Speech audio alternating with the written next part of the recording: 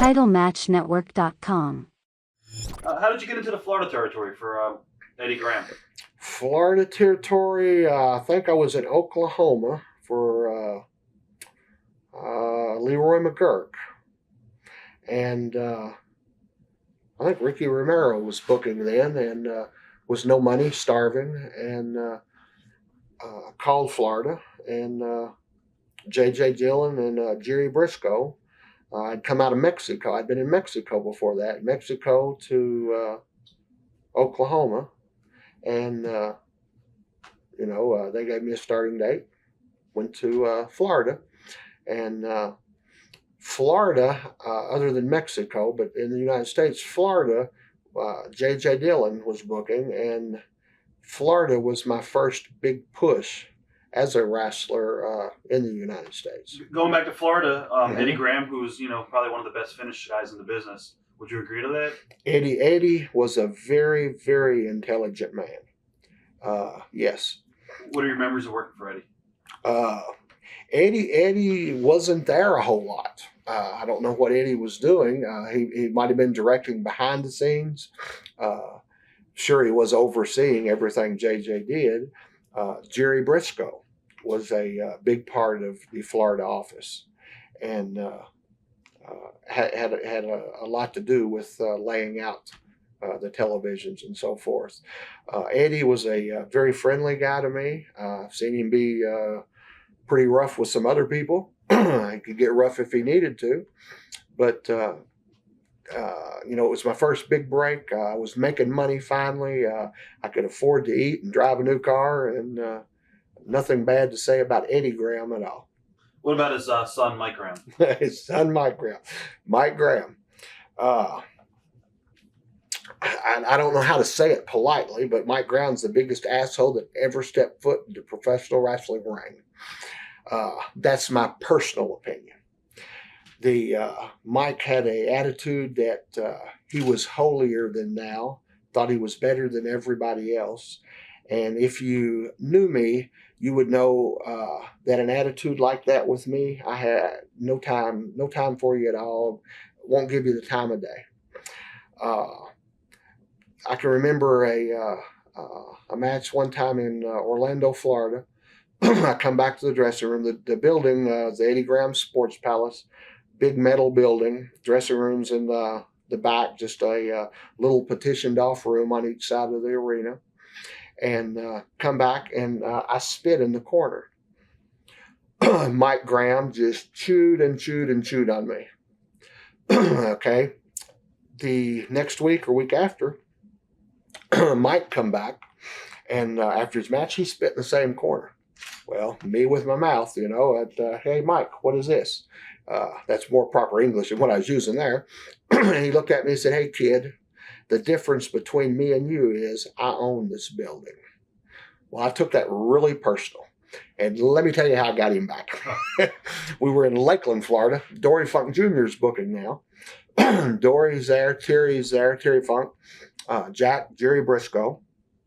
We've got a pole battle royal with the winner of the battle royal meeting Ric Flair there for the World Heavyweight Championship the following week. Well, Jerry Brisco come to me. He said, sure would be funny if Mike couldn't make it up that pole, because Mike was going to win and come back against Flair next week. And there's probably 10,000 people there, 8,000. It's really a nice house. And I said, yeah, that would be funny, but I don't know how to do it, and I probably shouldn't. And he said, well, you just take some baby oil and rub all over you, and you climb the pole first. Huh. And I said, well, better not do that. So Mike, Jack and Jerry, Junior and Terry all threatened to whip me. They said they were going to beat me up really bad if I didn't do this.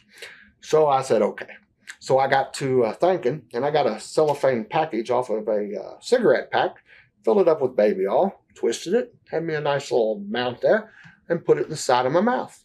Well, Jack and Jerry, we had all this set up and we planned it. I'm in that corner with the pole. They said they would protect the pole, would not let anybody get to me until I got up the pole or could do my thing. They did. Well, Onita, one of the Japanese that was there, After I come down the pole, he come flying across the ring, no hands, straight up the turnbuckles, jumped, grabbed the pole, and come down 800 miles an hour in the back of his head like killed him. He come up hollering, "Ooh, oil, oil, no good, no good." And I grabbed him, covered his mouth, and nobody hurt him. Well, now we're down to the finish. They realize Mike Graham's climbing the pole. He can't climb it. Jerry Brisco's in the back. He's watching. People are booing now. People are booing, hollering, "My little girl could come down and climb the pole. Boo, bullshit, bullshit." So, and this is back in the kayfabe days, when now people are walking out. I'll probably, without at least 2/3 of that crowd walked out. Mike could not get up the pole. Jerry Brisco took him a T-shirt down. He tried to climb it with a T-shirt. He could not do it. Then finally, Junior sent Jerry back, and Jerry climbed up on the top turnbuckle. Mike climbed up on his back, got on his shoulders, got the check or whatever it was to face Flair next week. That's awesome. Mike come back in the dressing room and quote Mike, "Remember this? Most fucking embarrassing night of my whole life. Most embarrassing night of my life. I got you." Huh. Also, Mark Lewin was in the territory, I believe, right? Mark never was around Mark very much. Don't really know Mark a whole lot. Okay. Was young Barry Windham there when you? Barry was in Florida when I was there.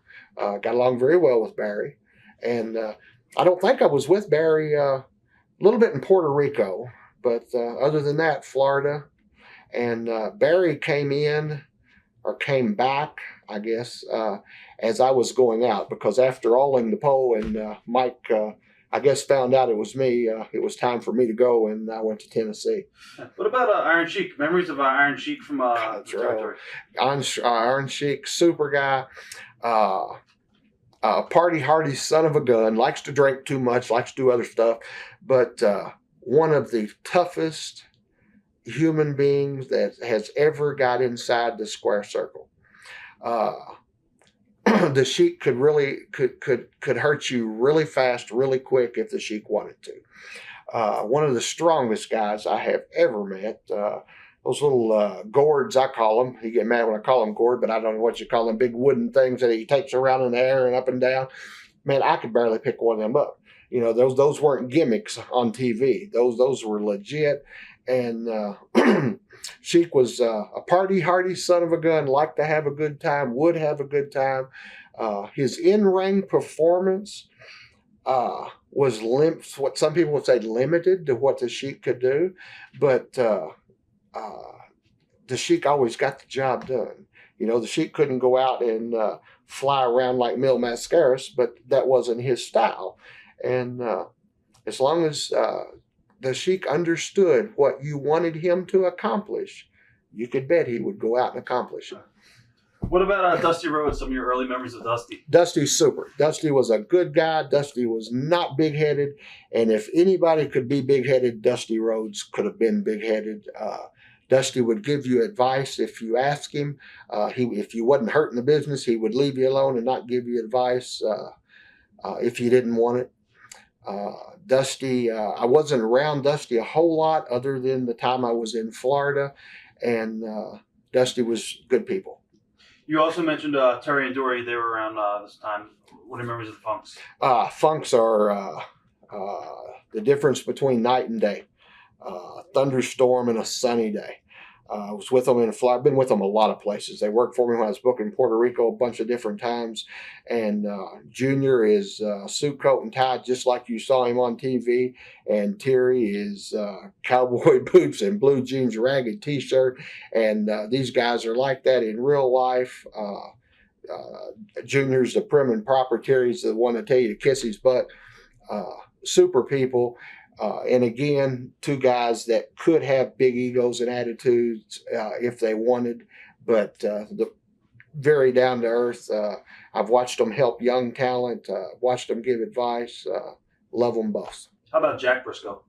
Jack, oh, man, I keep repeating myself, but you're hitting on these the legends maybe, or the real wrestling superstars. Jack Brisco. Same way. Super, super nice guy.